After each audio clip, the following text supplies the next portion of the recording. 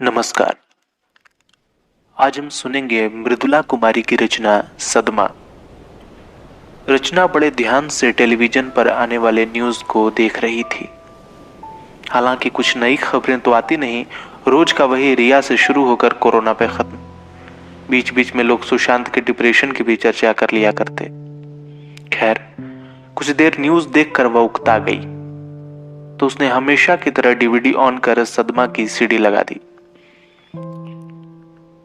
बचपन से ही उसे यह मूवी बहुत पसंद थी।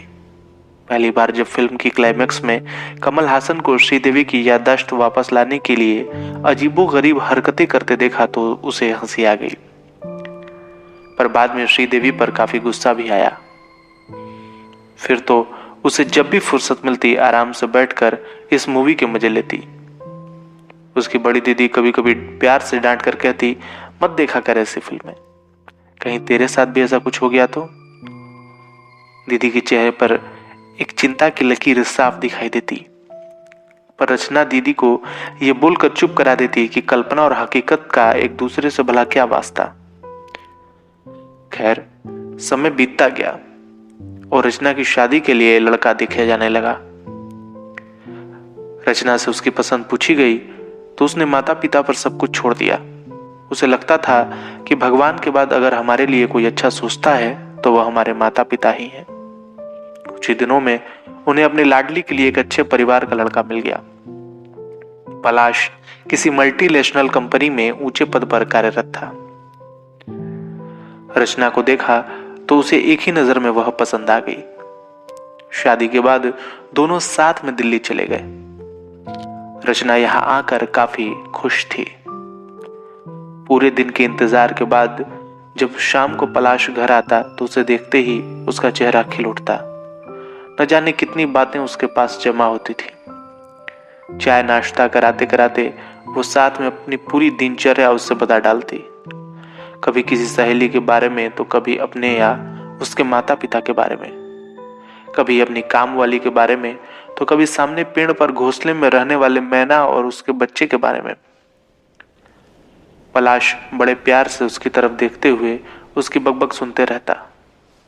जब बोलकर खुद ही थक जाती तो शिकायत करती, मैं ही बोले जा रही हूं, कभी तुम भी तो कुछ बोल लिया करो।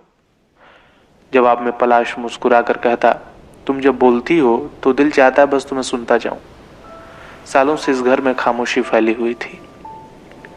तुम्हारे आने से यह घर वाकई ही घर लगने लगा है। समय बीत रहा था। अब वे 2 से 3 हो चुके थे। उनके यहाँ एक छोटी सी गुड़िया आ गई थी, यानी कि उनकी बेटी। अब रचना थोड़ी सी व्यस्त जरूर रहती थी, पर पलाश के लिए प्यार अभी भी कम नहीं हुआ था। अभी भी उसकी कोशिश रहती कि उसके सारे काम वो खुद से करे। दोनों अपनी छोटी सी दुनिया में बहुत खुश थे। एक दिन दीदी का फोन आया और वो उसे प्यार से छेड़ रही थी, अब सदमा नहीं देखती? चलो अच्छा हुआ तुम्हारा उस मूवी से जान छूटा। तब रचना को ध्यान आया, न जाने कितने सालों से या फिर शादी के बाद से ही उसने एक बार भी ये मूवी नहीं देखी। कल दोनों की शादी की सालगिरह थी। शाम को पलाश ने आते ही बड़े प्यार से रचना की आंखों को अपने हाथ से ढक दिया। पहले तो रचना को कुछ समझ नहीं आया, फिर जब उसने शीशे में देखा तो उसके गले में एक सुंदर डायमंड नेकलेस था। पीछे पलाश खड़ा उसे देखकर मुस्कुरा रहा था। रचना की आंखों में खुशी के आंसू थे। वह पलाश को बाहों में घेरे हुए थी। अगले दिन दोनों की ऊटी की फ्लाइट थी, पर शायद होनी को कुछ और ही मंजूर था। घर से निकलते ही कुछ ही दूरी पर उनकी ट्रक से जोरदार टक्कर हो गई। होश आने पर रचना अस्पताल में थी। पलाश को काफी चोट आई थी और वो आईसीयू में था। बेटी पूरी तरह से ठीक थी। ऑपरेशन के बाद पलाश की जान तो बच गई, पर काफी कुछ था जो वो पीछे छोड़ आया था। उसकी जिंदगी के कुछ सालों को वो पूरी तरह से भूल चुका था, और बदकिस्मती से ये वही साल थे जो रचना के साथ उसने बिताए थे। आज उस बात को सालों बीत चुके हैं। गुड़िया अब स्कूल जाने लगी है। रचना को अब दो दो बच्चों को संभालना पड़ता है, एक गुड़िया और एक उसका पति पलाश।